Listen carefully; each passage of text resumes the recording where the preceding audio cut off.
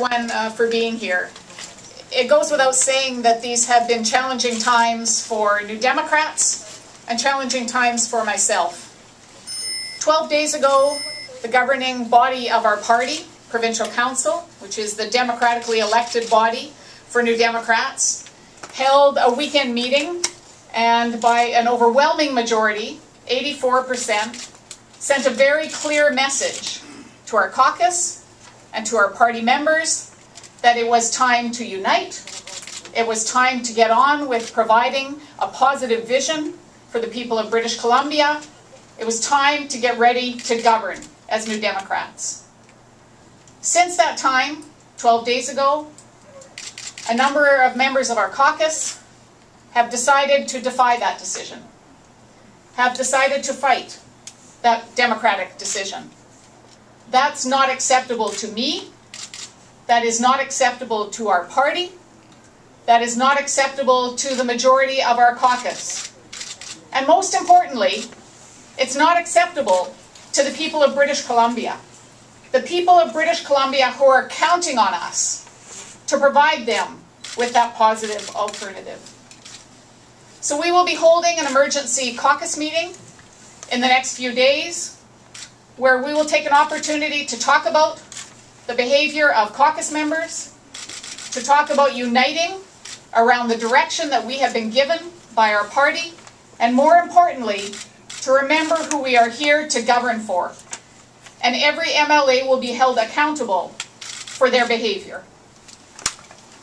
You know, when I ran for leader in 2003, it was a point of time of history for our party. No one imagined that our party could rebuild. No one imagined in 2003, when we had 2 MLAs and then 3 MLAs in the legislature, that it wouldn't take decades for us as a provincial party to be able to be strong in this province. It was a point of history for our party. And we are at a point of history in our party today. Are we going to continue the kind of infighting and disintegration that we are seeing? Or are we going to stand up and show British Columbians that we are ready to govern? Now, I didn't imagine myself as leader, being leader of this party during 2 points of history. But here I am. You know, I think all of us, at some time in our lives, or our workplaces, or our communities, have faced a vocal minority trying to silence a majority. And people often are afraid to speak up. Well, I'm speaking up because it is time to say enough of this kind of behavior. Our party came together on a historic weekend to say by an overwhelming majority, it is time to unite. And I'm here to say that it is time to get on with the job that we need to do. I have been building a governing platform for British Columbia. And I've been talking over the last number of months about some specifics in that platform. Increasing the minimum wage, a green retrofit program for our public buildings, to do our part for reducing greenhouse gas emissions, to create green jobs, to make sure that we're doing our part around the environment. I put forward specifics around transit. Get on with building the Evergreen line. Use carbon tax revenue to actually build transit and make green investments. I propose putting forward a child poverty reduction plan, one of the most shameful statistics that we've seen in this province. I put forward a plan to actually build an early learning and care system for British Columbia.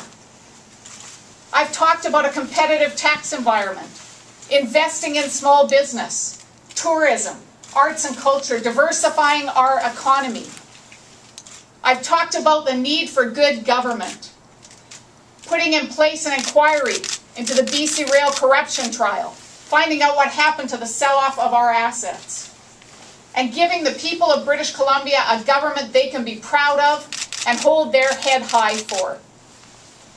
And right now, a small minority of our caucus is not doing a very good job of that. And it is time for us to unite. So we will come together at that caucus meeting. There will be an opportunity for every individual caucus member to talk about the issues they have and to declare that they are going to get on with providing a governing agenda for the people of British Columbia. Since that weekend, 12 days ago, I have reached out to every caucus member. I've given opportunities for every caucus member to meet with me, to put forward their concerns. This is not about disagreements. We will always have good, strong disagreements. We will have good, strong debates. That's how you come up with stronger policy. That's how you come up with better decisions. But this is about whether this caucus can show that we are ready to govern in British Columbia. The party has spoken. I have spoken. The majority of caucus has spoken. And it is now time for every caucus member to be accountable for their behaviour and to step up to the plate and be welcomed to take part in the kind of debate and discussion and policy development and positive vision building that needs to occur. You know, it's easy to take things apart. It's much harder to do the work to build things together. We have an exciting opportunity ahead of us to build a positive vision with British Columbians. An historic opportunity in this province. To do that together with the people of British Columbia. To show the people of this province that it's not about trading off economic development with environmental protection. That it's not about trading off investments in education with a strong economy. It's about building all of those. Building a strong economy, healthy communities, and protect the environment. That's the kind of government that we will offer British Columbians. That's the kind of work we're going to get on with doing. And that's my commitment to my caucus, to my party, and most importantly, to the people of British Columbia. Questions?